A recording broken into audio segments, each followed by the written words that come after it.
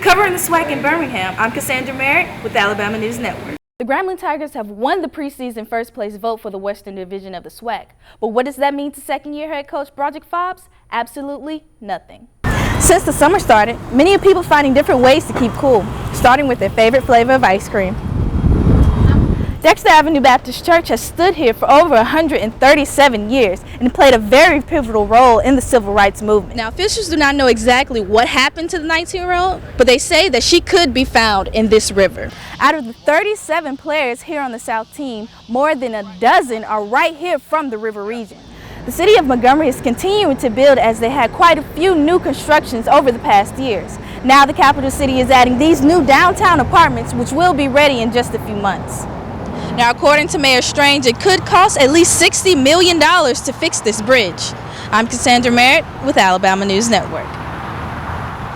Police are still searching for 19-year-old Kelsey Lynn McGraw. Authorities say she was last seen around 10 o'clock Monday night by her parents. She was on her way to a friend's house in a 2005 Chevrolet Malibu. Police found her vehicle on the northbound side of I-65, just off the North Holt Street entrance. And officials are taking safety measures to find the missing person. But we're just searching to try to find this missing person, and we want to make sure that we have covered all the bases. Now, officials do not know exactly what happened to the 19-year-old, but they say that she could be found in this river. We actually got the first diver in about 11 o'clock, but did some work on the shore, checking the land, stuff like that prior to it. Fire Captain Ashley Payton says that their divers are not searching directly in the water, but they are using a comm system to talk to the divers. There's zero visibility where they're at, but we train where our divers do not use their eyes to find an object. They do it by searching with their hands only. McGraw was last seen wearing a black dress. She's a white female with black hair and brown eyes and standing 5 feet 4 inches. If you know any of her whereabouts, please contact the Prattville Police at 334-361-9911. The Grambling Tigers have won the preseason first place vote for the Western Division of the SWAC. But what does that mean to second-year head coach Broderick Fobbs? Absolutely nothing. I don't feel any type of way, about being picked, first, because it's just something for the media and also for a lot of our players and student athletes.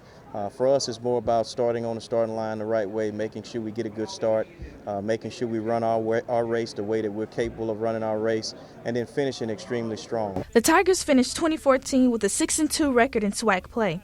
This was the Tigers' first season with a winning record since 2011. Last year, we were kind of behind the 8 ball initially because you're trying to figure out who can do what and who can't do certain things. But the Tigers are no longer looking at the past. They're looking ahead to the future. Just going into the season, just trying to prepare to finish. Well, just working on finishing, making sure we just get through everything, full speed, just taking it a play at a time. The ultimate season goal for every SWAC team, including Grambling, is the conference title. For over a decade, the SWAC champion has ended their season with this trophy. Now we have a new wrinkle where they play against the MEAC in the Celebration Bowl. Well, I think it's good. I mean, it is a celebration, and the SWAC conference and the MEAC conference are two really historic conferences that should be celebrated. Coach Fobbs is happy about the chances of playing in the Celebration Bowl. However, he believes his team has a long way before they get to that point. We're excited about having the opportunity, but there's still a lot of work that we have to take care of in order to be there in Atlanta. Now, the first annual Celebration Bowl will be held in Atlanta and televised on ESPN December 19th. I'm Kassandra Merritt with the Alabama News Network.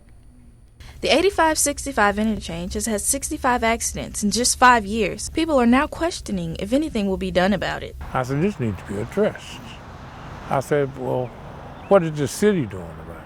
Thomas James attended a recent city council meeting to talk to the mayor about the hazardous issue. First call I made, I called to public safety. They told me, well, you might need to contact the mayor. Mr. Thomas thinks that vehicles should be regulated better with, for one, lower speed limits. And that is about at least 30 miles an hour, 35 miles is what it is.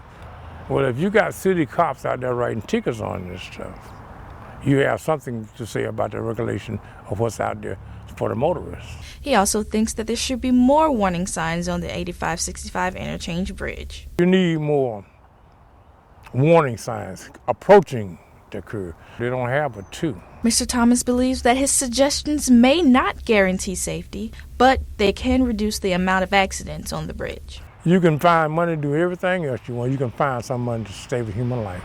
Now, according to Mayor Strange, it could cost at least $60 million to fix this bridge. I'm Kassandra Merritt with Alabama News Network.